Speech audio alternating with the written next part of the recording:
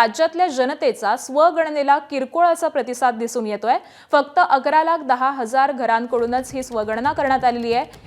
1 ते 14 मे पर्यंत स्वगणनेची मुदत देण्यात आलेली होती, तर 1.5 लाख घरांकडून स्वगणनेत नोंदणीची अर्धवटच प्रक्रिया ही सध्या दिसून येते। त्याचबरोबर पुण्यामध्ये सर्वाधिक 1.5 लाख घरांची स्वगणना झालेली आहे आणि मुंबई उपनगर, ठाणे, मुंबई, नाशिक टॉपच्या 5 शहरांमध्ये यांची नोंद झाली आहे। गडचिरोली जिल्ह्यामध्ये सर्वाधिक कमी म्हणजे 3,688 घरांची स्वगणना झालेली आहे, तर 12 कोटींपेक्षा जास्त लोकसंख्येच्या राज्यामध्ये 11.1 लाख इतक्याच घरांकडून ही स्वगणना झाली आहे।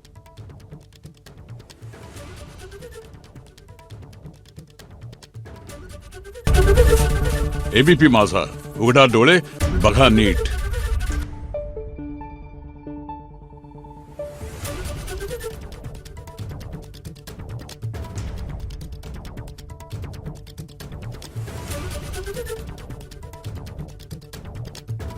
Thank you.